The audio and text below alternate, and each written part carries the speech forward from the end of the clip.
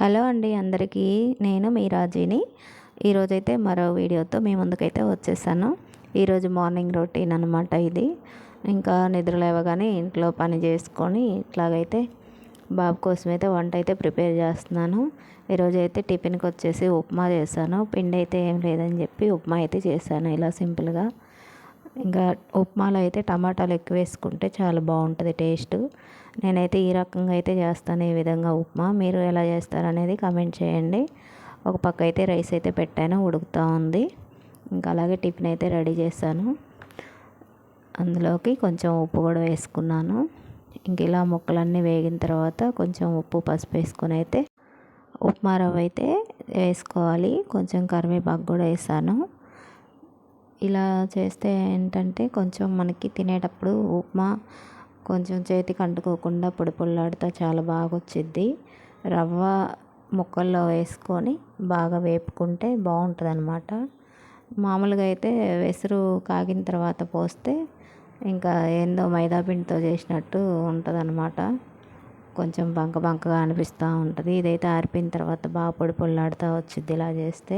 రోజు కర్రీస్తో అయితే చాలా ఇబ్బంది పడుతున్నాం. రోజు ఏదో ఒక కూరగాయలు ఏయో ఒకటి కొత్త కొత్తగా చేయాలన్నా కానీ మా ఇంట్లో అయితే ఏ కూరగాయలు అంటే ఆ కూరగాయలు ఏమి తినరు.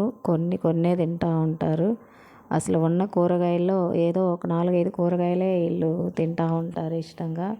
ఇంకా ఏ కూర చేసినా కానీ అసలు ఇష్టంగా తినరు. ఇంకా ఆ రోజు అన్నం అయితే చిన్నపిల్లలు తిన్నట్టు ఇంత అయితే తింటూ ఉంటారు కొంచెం కొంచెం. ఈరోజు ఉప్మా కూడా అంతే. ఇంకా ఉప్మా కూడా పెద్దగా ఇష్టం ఉండదు. కానీ మనకి ఇంకా అందుబాటులో ఏమీ లేనప్పుడు ఇంకా ఇలాగైతే చేసుకోవాలి, తప్పదు. ఇంకా బయట ఫుడ్ అయితే తినము, తక్కువ, చాలా తక్కువ.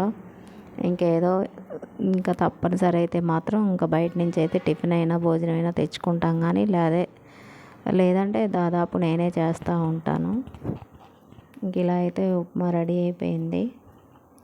ఇంకా మీరు ఏం చేస్తున్నారు, ఎలా ఉన్నారు, ఏంటి కామెంట్ చేయండి. మా వీడియోస్ ఎలా ఉంటున్నాయి ఏంటి, నేను ఇంకా ఏమైనా గ్రోత్ అవ్వాలా ఏంటి అనేది కూడా కొంచెం కామెంట్ చేయండి. చూసేవాళ్ళు ఎక్కడెక్కడి నుంచి చూస్తున్నారు మన వీడియోస్ అందరూ సపోర్ట్ చేయండి. అలాగే ఛానల్ అయితే సబ్స్క్రైబ్ చేసుకోండి. అందరూ లైక్ చేయండి, కామెంట్ చేయండి. ఇంక ఇలా అయితే ఉప్మా బాగా ఉడికిపోయిన దాకా అయితే కలుపుతూ ఉండాలి. లేదంటే కొంచెం అడుగంటిద్ది, స్టీల్ గిన్నె కదా.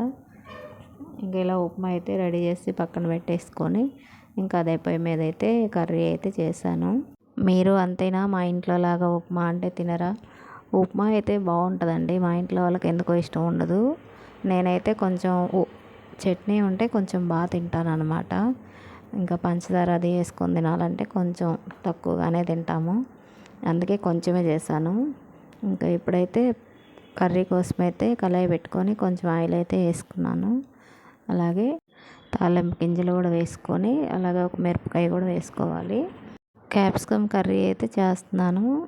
దానికోసం అయితే ఇలా సన్నగా ముక్కలు కట్ చేసుకొని ఒక ఉల్లిపాయ కూడా కట్ చేసుకున్నాము.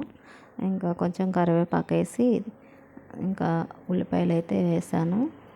ఉల్లిపాయలు కొంచెం వేగిన తర్వాత క్యాప్సికమ్ ముక్కలు కూడా వేసుకొని సిమ్లో పెట్టుకొని లైట్గా వేపుకొని పప్పుల పొడి వేసుకుంటే బాగుంటుంది. ఇందులోకి వేరుశనగ పప్పులు అంటాం కదా, వాటిని కొంచెం కచ్చపచ్చగా దంచుకొని కొంచెం కారం, ఉప్పు, జీలకర్ర వేసుకోవాలి. వేసుకొని ఎల్లిపాయ ఒకటి వేసుకొని దంచుకొని పెట్టుకున్నాను నేను. ఇంకా అదే కూర వేగిన తర్వాత కూరలో వేస్తాను, చాలా బాగుంటుంది. ఇంక ఇలా ఉప్పు పసుపు కూడా వేసుకున్నాను. ఇంకా అలా సిమ్లో పెట్టుకొని మగ్గనిచ్చి ఇంక ఇలాగైతే ఉడికిపోయింది కూర. ఇదైతే కూర టమాటాలు వేసుకొని మసాలా కర్రీలా చేసుకుంటే చాలా బాగుంటుంది. ఇంకా టైం లేదని చెప్పి ఒక క్యాప్సికమ్ అయితే నేను ఇలా వేపి పంపించాను. నేను లేవడమే లేట్గా లేస్తాను. ఇంకా తొందరగా అయ్యే కూరలు ఏమున్నాయా అని చెప్పి వెతికి మరీ ఇలాగైతే చేస్తాను. ఒక్కళ్ళకే కదా ఉదయాన్నే చేసేది, కొంచెమే చేస్తాను ఒకళ్ళకి వచ్చేలాగా. తనకైతే బాక్స్ పెట్టించి పంపిస్తాను. ఇంకా వాడైతే తీసుకొని వెళ్ళిపోతాడు. మళ్ళీ మేము మధ్యాహ్నం అయితే మళ్ళీ ప్రిపేర్ చేస్తాం వంట మా ఇద్దరి కోసం. ఇంక ఇలా అయితే కర్రీ అయిపోయింది. ఇంకా బాక్స్ అయితే పెట్టేశాను బాబుకి. తనకైతే ఇలా బాక్స్ అయితే రెడీ చేసి పెట్టి ఇచ్చానన్నమాట. ఇక్కడ మేము షార్ట్ వీడియో కోసం ఇట్లాగైతే వీడియో తీసాము. ఇంకా తను తీసుకొని క్యారేజ్ కట్టుకొని ఇంకా వెళ్ళిపోయాడు కాలేజీకి. తర్వాత నేను ఇంకా హెయిర్ బాగా చాలా అయితే హెయిర్ లాస్ అయింది, నాకు చాలా ఊడుతుంది బాగా. అందుకని చెప్పి ఈరోజు హెయిర్ ప్యాక్ అయితే తయారు చేసుకుంటున్నాను. నిన్న ఊరు వెళ్ళినప్పుడు గోరింటాకు తెచ్చాను కదా, దానికి ఇంకా గోరింటాకు అయితే చాలా ఉందని చెప్పి ఇంకా హెయిర్ ప్యాక్ అయితే తయారు చేసుకుంటున్నా ఇక్కడ.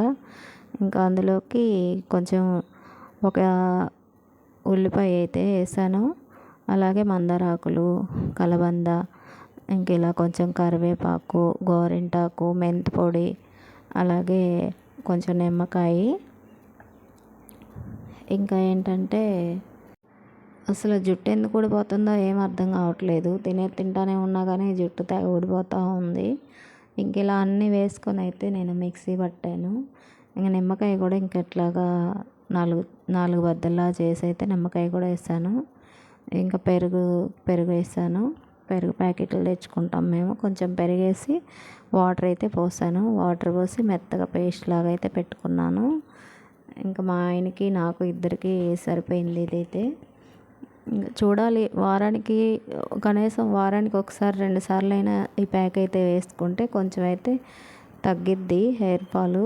కానీ మనకైతే ఎక్కడ కుదిరిద్ది, ఒళ్ళు బద్ధకం ఎక్కువయ్యా.